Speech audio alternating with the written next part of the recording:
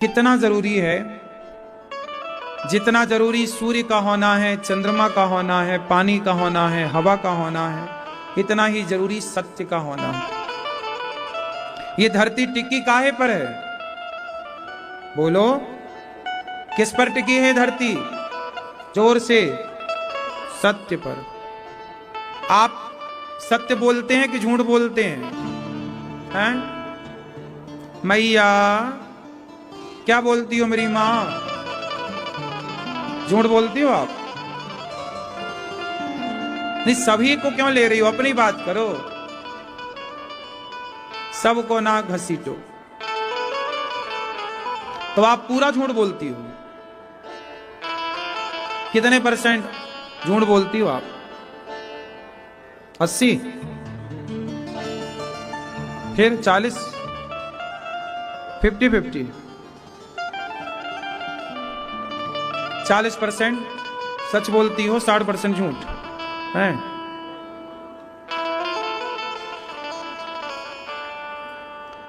झूठ बोलना पाप है, नदी किनारे सांप है, ये नहीं सुना? पता है? आजकल का आदमी नहीं डर रहा किसी से, सब पता है, बोलेंगे झूठ। अच्छा ये बताओ, सच बोलने से, जैसे आप मैया बोल रही हो कि हम झूठ बोलते हैं, अच्छा सच बोलने लग जाओ तो जी पाओगी कि नहीं? हैं?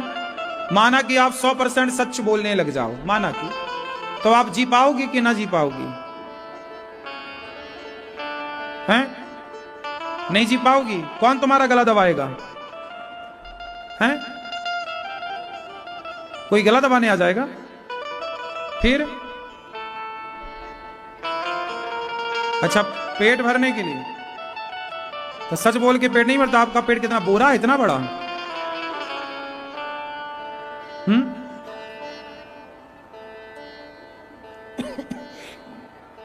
अच्छा, आपके यहां दूध वाला आता है तो आधा पानी आधा दूध लाता है कि पूरा पूरा दूध लाता है?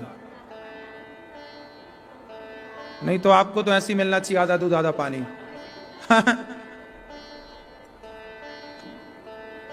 ऐसा है कि आज लोगों ने मेंटेलिटी ये बना ली है, मानसिकता ये बना ली है कि अब हम सच बोलेंगे तो हमारा गुजारा नहीं होगा। जरा विचार करो कि कौरवों ने झूठ बोल करके पांडवों की संपत्ति हड़प ली।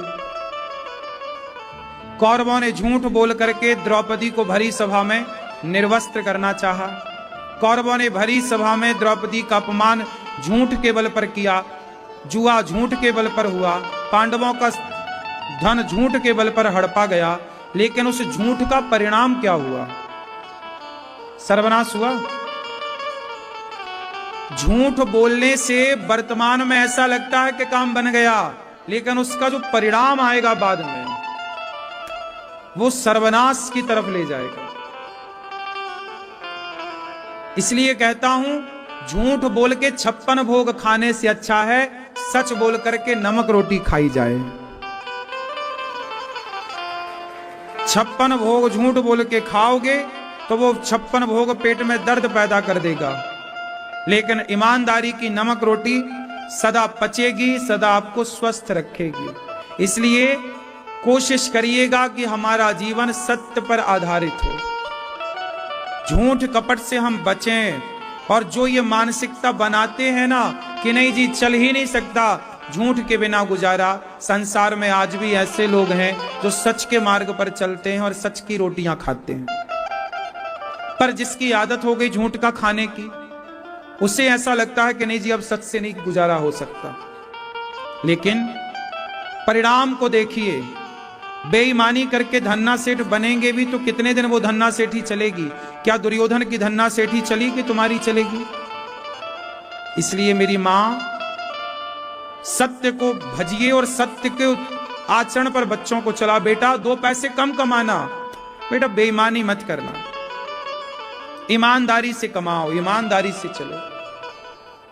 किसी को छलो मत, किसी को ठगो मत, किसी को बेवजह परेशान ना करो। आज हम परेशान क्यों होते हैं? दूसरों को परेशान जो करता है वो स्वयं परेशान होता, जो दूसरों को परेशान नहीं करता वो खुद भी परेशान नहीं होता।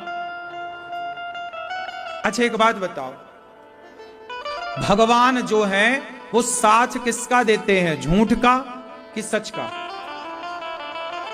और आप यदि झूठ के साथ हो तो भगवान आपका कभी साथ देंगे फिर? इसलिए भगवान आपके साथ हों, इसके लिए आपको सच के साथ होना चाहिए। अच्छा ये बताओ, आपके पति को जो पसंद है खाने में वो आप बनाती हो कि नहीं? बच्चों को जो पसंद है बनाती हो कि नहीं? यदि बच्चों की पसंद का आप ख्याल रखती हो मां, पति की पसंद का ख्याल रखते हो आप, पत्नी की पसंद का ख्याल रखते हो आप, जब सबकी पसंद का ख्याल रखते हो तो भगवान की पसंद का ख्याल रखो ना। ईश्वर की पसंद क्या है बताओ? ईश्वर की पसंद क्या है, सच या झूठ? ईश्वर की पसंद क्या है, सच। और आपकी पसंद क्या है? ईश्वर की पसंद है सच और आपकी पसंद है झूठ। तो बताओ फिर भगवान से हमारा संबंध कैसे जुड़ेगा? दोनों के विचार अलग हो गए ना भाई। आपकी विचारधारा कहती है कि झूठ बोले बिना गुजारा नहीं होगा, और भगवान की विचारधारा कहती है कि मैं उसके संग हूं जो सत्य के साथ। तो ईश्वर और आप दोनों की विचारधारा अपोजिट हो गई, अलग अलग हो, उल्टा हो गई। आप अलग, ईश्वर अलग। इसलिए अपने को सरेंडर कर दो। सुदामा गरीब थे माना की, पर गुजारा हुआ, सत्य के राह पर चले, आज तक लोग जानते हैं। इसलिए मेरी मां, भगवान के साथ रहना है तो सत्य के साथ रहना। मैं सत्य के साथ इसलिए चलता हूं, मुझे रोटी नहीं मिले तो नहीं मिले, सत्य के राह पर चलूंगा तो मरूंगा, इससे ज्यादा क्या होगा। लेकिन सत्य के राह पर चलने वाले को ही भगवान की प्राप्ति होती है। तो मरना तो वैसे भी है, तो झूठ बोल के मरे उससे अच्छा सच बोल के मरे। क्यों मेरी मां? चिड़िया तो ना झूठ बोलती है ना सच बोलती, उसको तो बोलना ही नहीं आता। ना बोलने वाली चिड़िया को भी भगवान ने भूखा मरने दिया क्या? बोलो। जब ना बोलने वाली चिड़िया, ना बोलने से मतलब है वो अपनी भाषा में तो बोलती है, कुछ चौंचो चौंचो करती रहती है, लेकिन वो हमारे हिसाब से तो ना सच बोलती है ना झूठ बोलती है। लेकिन ना बोलने वाली चिड़िया का भी जब पेट भगवान भर रहे हैं तो फिर हम सच बोलेंगे तो हमारा पेट भगवान नहीं भरेंगे? ये तो विश्वास की बात है ना मेरी मां, भरोसे की बात। इसलिए कहता हूं भगवान पर भरोसा रखिए। हम झूठ के पाले में ना जाएं, हम सच के पाले में रहें, सच की तरफ रहें। एक राजा थे, उनका नाम था हरिश्चंद्र। क्या नाम था? राजा हरिश्चंद्र। उन्हें क्यों जानते हैं जरा बताओ? क्योंकि वो झूठ बोलते थे, क्योंकि वो परम सत्यवादी। एक राजा थे हरिश्चंद्र, उनका नाम था। उनकी पत्नी का नाम क्या था मैया? नहीं पता? अच्छे लोगों के बारे में जानती नहीं हो। बेटे का नाम, पत्नी का नाम था तारा, पुत्र का नाम था रोहित। सत्य के लिए उन्होंने कितनी कठिन परीक्षा दी। अब जरा आप अपने को देखिएगा और दूसरी तरफ हरिश्चंद्र को देखिएगा, कितना अंतर है हम में और हरिश्चंद्र में। हरिश्चंद्र बाजार में बिकने को तैयार हैं। पूरी कहानी इस तरह से है कि एक दिन राजा हरिश्चंद्र ने एक सपना देखा। सपने में देखा कि उन्होंने एक महात्मा को, एक संत को अपनी सारी राज्य सत्ता दान कर दी। दूसरा दिन हुआ, उनके यहां वही संत आ गए जिनको सपने में देखा था। भोजन प्रसादी कराया, सबको बिठा के भोजन कराया, और भोजन कराने के बाद उनको कह दिया कि महाराज आज हमने तो सपना देखा और उसमें सपने में हमने सब कुछ आपको दान कर दिया, तो मैंने सपने में दान दिया तो मैंने दे तो दिया, भले सपने में दिया, तो मैं देना चाहता हूं। संत जी बोले भैया तेरी इच्छा है तो दे दे। अब राजा हरिश्चंद्र ने सब कुछ दान कर दिया। बोले मैंने अपनी गद्दी, अपनी सत्ता, अपना खजाना, अपना राज्य, अपनी भूमि, अपना गौधन, हाथी, सब कुछ आपका। संत जी बोले भैया ये तो तूने सपने में जो दान दिया वो तूने दे दिया, ये बता कि अभी हमने जो भोजन किया उसकी दक्षिणा कहां है? भाई तुम भोजन कराओगे हमें तो दक्षिणा भोजन के बाद होती है। राजा बोले मैंने तो आपको सब दे दिया। अरे वो तो आपने सपने में जो देखा था उसके अकॉर्डिंग दिया, हमने तो प्रत्यक्ष भोजन किया, उसकी दक्षिणा दो। हरिश्चंद्र बोले अब दक्षिणा, अब मैंने जब सब खजाने दे दिए तब दक्षिणा कहां से लाऊं और कहां बची? ब्राह्मण संत क्रोधित हो गए, बोले नहीं, हम इतने सारे साधु आए तेरे द्वार पे, तूने भोजन कराया, दक्षिणा तो दी नहीं, दक्षिणा लाओ वरना हम तुम्हें श्राप देंगे। अब हरिश्चंद्र घबराए, महाराज मुझे 1 महीने का समय दो। अब साधु बोले कि देखो हम राजा बन गए, सुनो 1 महीने तुम क्या करोगे? बोले काम करके पैसा कमाएंगे। संत बोले हमारे राज्य में काम मत करना, चलो यहां से। हरिश्चंद्र को वहां से नगर से निकाल दिया गया। सोचिए, एक राजा सपने में दान देता है, प्रत्यक्ष दे देता है, वो कह दे कि मैंने सब दिया है बाबा जी, नहीं देता दक्षिणा, क्या कर लो? नहीं नहीं नहीं, धर्म कुछ कहता है। मैं आपका ऋणी हूं, कितना चाहिए महाराज? कम से कम 1100 स्वर्ण मुद्राएं तो लाओ। उस जमाने में स्वर्ण मुद्राएं चलती थी, सोने के सिक्के, तो 1100 स्वर्ण मुद्राएं लाओ। ठीक है। राजा हरिश्चंद्र राजसी कपड़े उतार कर तारा, बेटा रोहित नगर से निकल गए। सारी प्रजा देख करके रो रही है, महाराज हमारा इतना अच्छा राजा कहां जा रहा है? बोले क्या करें, हमने सपने में सब दान किया है, सो हमें लगा जब सपने में किया तो करना ही चाहिए। राजा हरिश्चंद्र काशी आए, काशी में काम मांग रहे हैं सबसे, भैया थोड़ा हमें काम दे दो, हमें 1100 स्वर्ण मुद्राओं की जरूरत है। काम तो मिलता था लेकिन 1 महीने में इतना पैसा वो जोड़ ना पाते।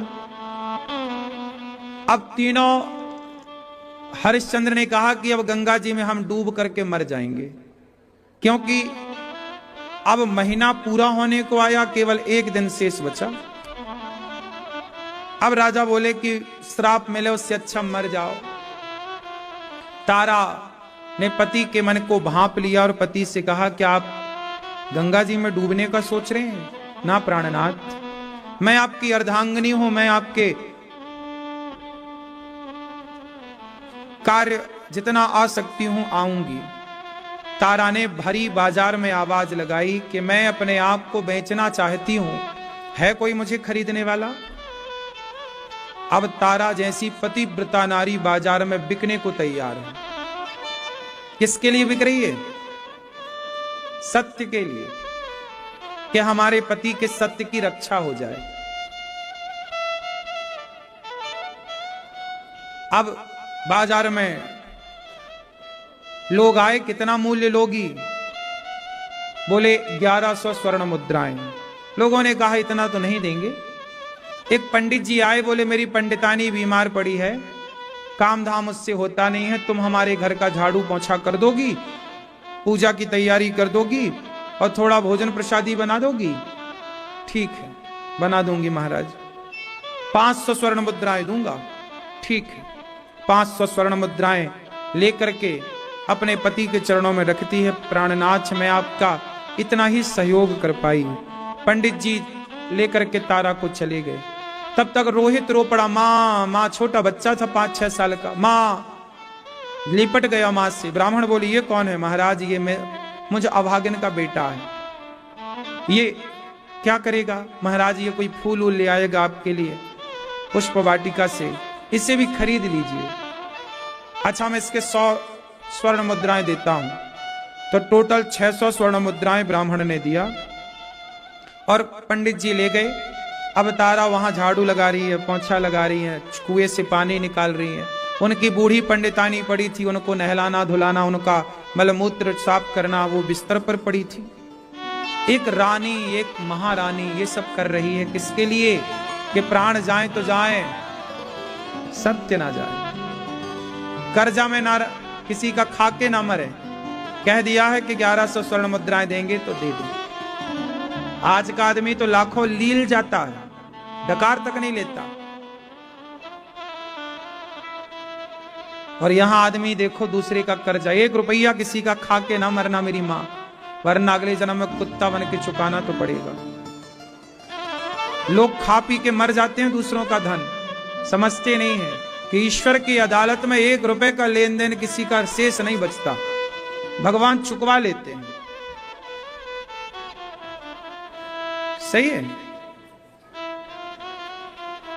पत्नी बिक गई तारा, पुत्र बिक गया रोहित। अब राजा हरिश्चंद्र ने अपनी बोली लगाई, है कोई मुझे खरीदने वाला? एक चांडाल आया। चांडाल मतलब शमशान का जो काम करता था, मुर्दा जलाने का, जो भी वहां का पैसा जलाने का जो एक शुल्क होता था, शमशान का भी एक नियम होता है, वो पैसा लेके मुर्दे को जलाने की परमिशन देना। तो एक डॉम आया, उसने कहा कि तुम हमारे साथ काम करोगे हमारे शमशान में? हरिश्चंद्र बोले ठीक है। 500 स्वर्ण मुद्राएं दी गई, टोटल 1100 स्वर्ण मुद्राएं हुई। महीने का अंतिम दिन था। ब्राह्मण साधु के पास जाकर राजा हरिश्चंद्र ने कहा, महाराज मैं आपके ऋण से पूर्ण हो गया, मैंने कहा था कि 1 महीने में आपका चुकाऊंगा, ये देखिए मैंने आपका चुकाया। तीनों प्राणी बिक गए इस 1100 स्वर्ण मुद्राओं के चक्कर में। और ये भी इसलिए सत्य है, कह दिया था तो किया, है ना मेरी माँ? हरिश्चंद्र 40% वाले नहीं थे, लेकिन 100% वाले थे। उन्हीं हरिश्चंद्र के देश में आप जैसी स्त्रियां रह रही हो, जो आज 40% की बात चल रही है।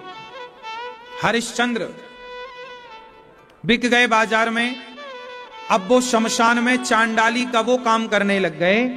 कोई भी मुर्दा आता, उनसे टैक्स लेना, कफन लेना और बड़े प्रेम से उन्हें जलने की परमिशन देना। जो मुर्दे के लिए सामान खाद्य पदार्थ आए वो सब खा के हरिश्चंद्र अपना पेट भरते थे। पत्नी तारा, भगवान जब परीक्षाएं लेते हैं ना तो थोड़ी और कठिन होती हैं। उन कठिन परीक्षाओं से गुजरने के लिए ना पीठ पक्की करनी ही पड़ती है। तारा का बेटा रोहित एक दिन बगीचे में पुष्प तोड़ने गया कि काले नाग ने डस लिया। अब देखो, इसी को बोलते हैं गरीबी में गीला आटा। ये देखो दोनों मैया कैसे मस्त सो रही हैं।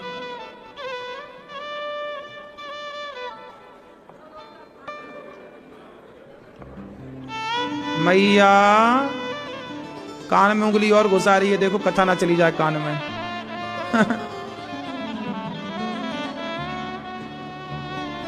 मैया राम राम। अब यहां बैठ के तुम ही सो रही थी? नहीं, अच्छा वहां बैठ के सो रही थी।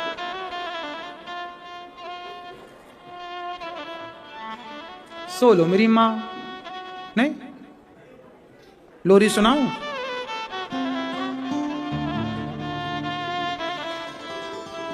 रोहित एक दिन बगीचे में गया पुष्प वाटिका पुष्प तोड़ने, सांप काले नाग ने डस लिया। रोहित तड़पता हुआ मां छटपटाने लगा, सांप ने डसा। एक साधु वहां से गुजरे, बेटा कौन हो? महाराज मेरी मां को सूचित कर दो कि मुझे सांप ने डस लिया। साधु गए, भैया ये रोहित किसका बेटा है? तारा निकली घर से, हाँ महाराज मेरा बेटा। क्या हुआ? अरे तेरे बेटे को वहां बगीचे में लगता सांप ने परेशान कर दिया है, जा। तारा दौड़ी, पंडित जी ने आवाज लगाई, दासी पंडितानी बुला रही हैं। अब सोचो कि जिस मां का बेटा तड़प रहा हो बगीचे में, उससे कोई आवाज दे कि जरा ये काम कर लो, क्या वो काम करने के लिए रुकेगी? पर तारा को पंडित जी ने कहा कि रुको, तो वो रुक गई। कहा पंडितानी को ये देना। कहा महाराज बेटे को सांप ने डस लिया है। अच्छा कोई बात नहीं, अभी तुम यहां का काम करो, ये तो तुम्हारे बहाने हैं काम ना करने के। ऐसा कह दिया उन्होंने। अब बड़े प्रेम से पंडितानी की सेवा में तारा लग गई। परीक्षा है ना, ईश्वरीय परीक्षा ले रहे। तारा बिक चुकी थी और तारा पर अब किसका अधिकार था? पंडित जी का। तो पंडित जी जहां बुलाते उन्हें, धर्म तो यही कहता है कि भाई फिर आपको वही करना चाहिए। अब किया उन्होंने, जब पंडित पंडितानी अपने सो गए, काम धाम से फ्री हो गई, तब गई, जाकर देखा तो बगीचे में बेटा मरा पड़ा। शाम हो ही गई थी, पंडित जी पंडितानी का काम पूरा करके आई। माँ बेचारी रोने लगी, बेटा शायद मैं समय से आ जाती तो तुझे बचा लेती, लेकिन एक ऐसी अभागिन माँ हूं कि मैं अपने तड़पते हुए पुत्र के लिए कोई मदद ना कर सकी, समय से बचाने आ ना सकी, बेटा मुझे क्षमा कर दो। तारा अपने बेटे रोहित को लेकर के बोली कि चलो कम से कम इनका अंतिम संस्कार तो कर दूं। शमशान की ओर लेकर चली। सोचिए, एक महारानी का बेटा मरा तो उड़ाने के लिए कफन का टुकड़ा नसीब ना हुआ। ये समय कब कैसा खड़ा हो जाए हमारे सामने आकर, कोई तो नहीं जानता ना मेरी मां। भरे संसार में, इस संसार में कोई एक कफन का टुकड़ा देने वाला ना नसीब हुआ। हरिश्चंद्र के बेटे को आधी साड़ी फाड़ कर मां ने बच्चे को लपेटा। गंगा के किनारे शमशान पहुंची, रो रही हैं तारा। तब रोती हुई तारा को सुन करके हरिश्चंद्र, जो कि वहीं काम करते थे, दौड़ करके आए। अच्छा, रात का समय था, दोनों ने एक दूसरे को पहचाना नहीं। हरिश्चंद्र बोले, देवी आप कौन है? महाराज मैं अभागिन मां हूं, मेरा बेटा सांप के डसने से चला गया। तारा को समझाने लगे हरिश्चंद्र, देवी ये तो विधि का विधान है, यहां शमशान में मैं रहता हूं, लोग रोते रोते आते हैं, लेकिन क्या करें, एक दिन मरना तो सबको ही है।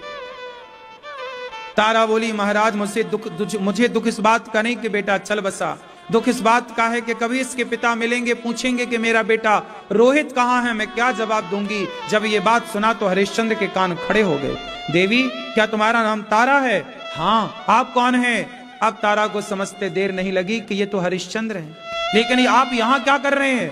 देवी मुर्दों को जलने का जो टैक्स है वो मैं लेकर के अपने मालिक को सौंप देता हूं। अब देखो दोनों की भेंट हुई तो सही, पर मरे हुए बेटे के साथ शमशान में भेंट हुई।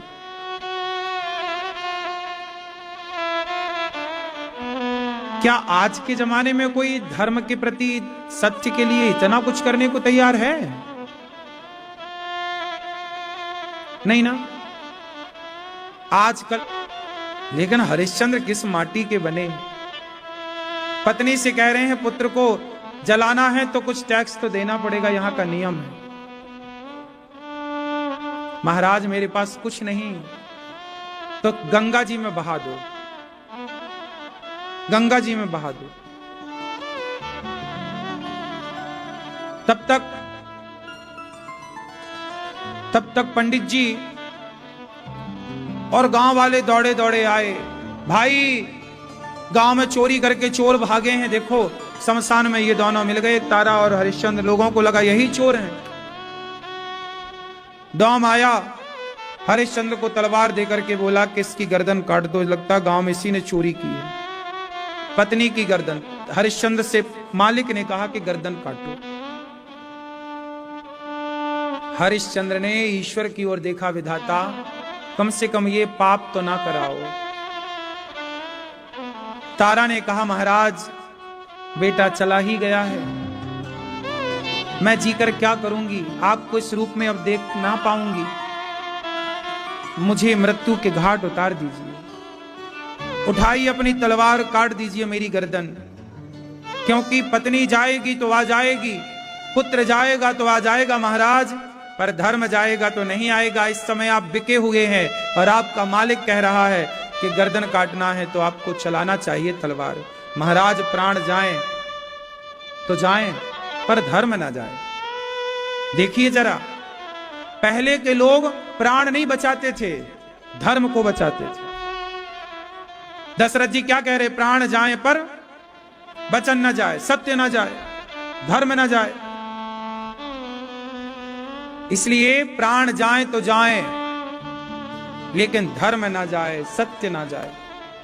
और आजकल का आदमी सत्य को जाने दे रहा है। जैसी हरिश्चंद्र ने तलवार चलानी चाहिए, अब तो भगवान को रहा ना गया, प्रकट हो गए भगवान, हरिश्चंद्र के हाथों को पकड़ लिया।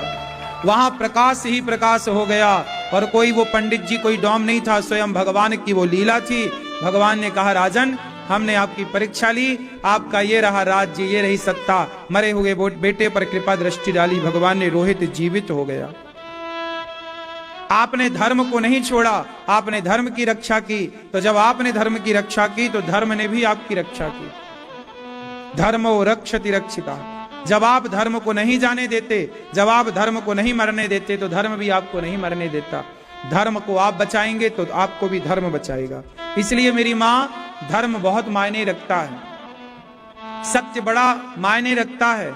हरिश्चंद्र को उनकी सत्ता मिली, सब परीक्षा थी, परीक्षा में पूरे 100 अंक लेकर के हरिश्चंद्र आए। भगवान से कहा हरिश्चंद्र ने, प्रभु आने वाले युग में ऐसी परीक्षा किसी की ना लीजिएगा, क्योंकि ऐसी परीक्षा देने की कोई सामर्थ्य ना रखेगा। इस कलिकाल में बताओ ऐसी कौन परीक्षा दे सकता है सत्य की, धर्म की। इसलिए कहता हूं, हम हरिश्चंद्र तो नहीं बन सकते, फिर भी सत्य के राह पर जितना अधिक चल सकते हैं चले। झूठ बोल करके क्या पाओगे? कुछ पैसे पाओगे? तो वो पैसे क्या तुम्हें और तुम्हारे बच्चों को सुख देंगे? झूठ की कमाई टेंशन देती है मेरी मां। बेईमानी का कमाया हुआ धन अशांति फैलाता है, ईमानदारी का पैसा शांति देता है। इसलिए मेहनत का कमाओ, ईमानदारी से चलो और सत्य को 40% से उठाकर 100% करो। सत्य, प्राण जाए पर सत्य न जाए। राम सत्य पर चले, रावण झूठ पर चला, इसलिए उसके पुतले जलाए जाते हैं और राम के मंदिर बनाए जाते हैं। ठीक है, सत्य के मार्ग पर चलेंगे। जब झूठ बोलकर जब आप कहते हैं आपकी दुकान, आपका व्यापार इतना चल सकता है, तो झूठ आपकी दुकान, आपके